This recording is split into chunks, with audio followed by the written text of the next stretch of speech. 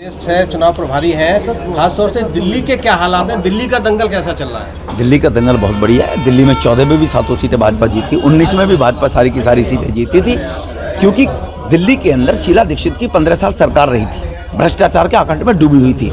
शीला को हटाकर लोगों ने एज एन एक्सपेरिमेंट कि भ्रष्टाचार केजरीवाल समाप्त करेगा, इसलिए केजरीवाल साहब पर दाव दिल्ली के लोगों ने लगाया। पहली बार में केजरीवाल ये नैरेटिव फिक्स करने में कामयाब हो गया कि मुझे केंद्र काम नहीं करने दे रहा है, तो इसलिए लोगों ने कहा चलो काम नहीं करने दे रहे, दोबारा इसको देख लेते हैं। दोबारा जीत गए। अब उन्होंने कुछ कराया है नहीं दिल्ली के अंदर।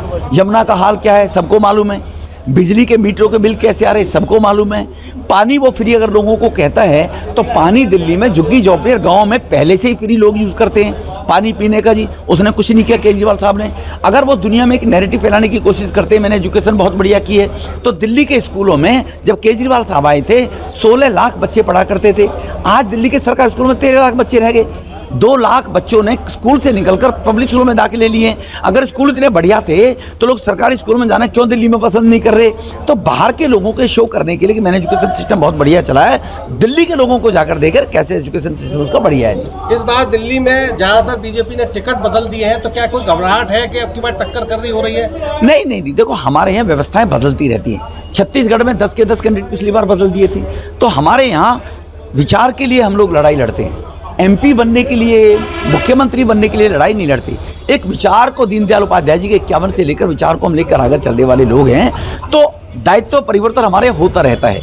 तो एक एसपी आज यहाँ पर एसपी है, उसको दूसरी जगह एसपी लगा दिया जाता है, उसको डीएपी में लगा दिया जाता है, काम सबसे लिया जाता है। तो इसीलिए संगठनात्मक दृष्टि से कामों का बंटवारा करने के लिए काम पार्टी ने निर्णय लिया है। आप उत्तर प्रदेश में चुनाव प्रभारी हैं, यहाँ का क्या लक्ष्य रहेगा आपका? यहाँ 80 सीटें हैं, 80 की 80 सीटें भाजपा जीत रही है, क्योंकि दिल्ली के यूपी के लोग जानते हैं कि इसी अखिलेश जी के शासन में क्या गुंडा राज था, क्या पशुओं को जबरदस्ती बंदूक की नोक पर रात को खोल कर ले जाते थे।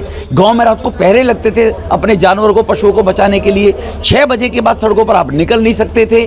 क्या हालत थी सड़कों की। आज सड़कों की हालत देखिए, आगरा पहुंचने में 1.25 घंटे में आदमी पहुंच जाता है। सिकोहाबाद से अभी मैं 40 मिनट में यहाँ पर आ गए हूँ एटा के अंदर। तो जो डेवलपमेंट के काम हो रहे हैं वो देखे लोगों ने।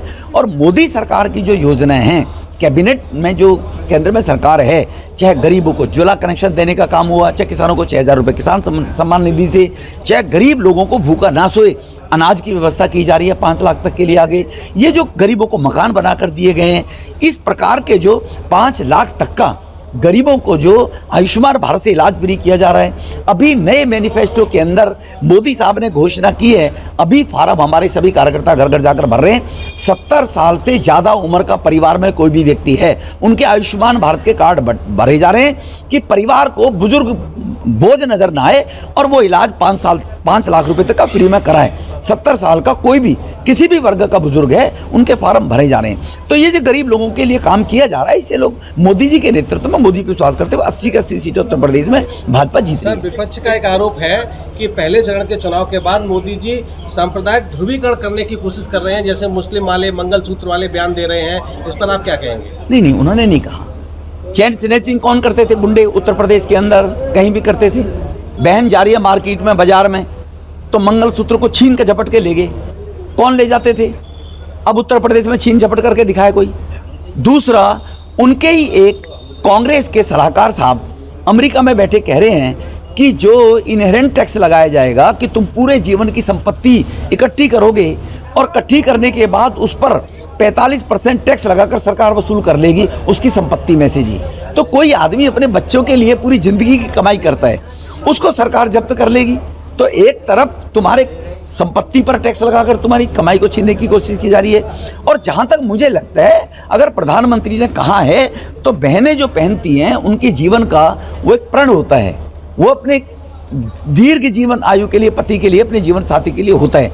और कोई चोर आए और झपट्टा मार के मोटरसाइकिल में चैन को छीन कर ले जाए, तो माता बहनों के गले में तो मंगलसूत्र होते हैं, उनको भी छीनने का काम ये सरकार कर रही थी पिछले टाइम में। तो दोबारा ऐसा शासन लाना चाहते हो क्या? ये आश्चर्य होगा। एक राहुल गांधी जी का बयान सामने आया, वो कह रहे हैं कि यह चुनाव लोकतंत्र और संविधान को बचाने का चुनाव है। आरएसएस और भारतीय जनता पार्टी इसको नष्ट करने का काम कर रही है। देखो, राहुल गांधी जी को अपने दादी की बात पे आना चाहिए।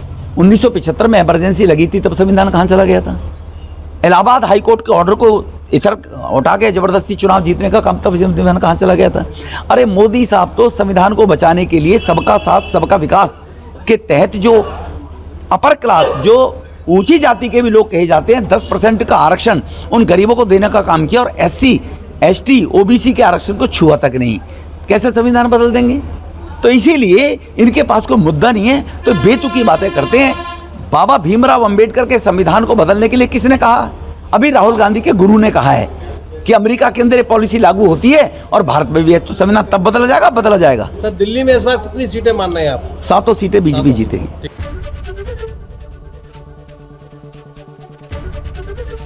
ABP गंगा, खबर आपकी, जुबान आपकी।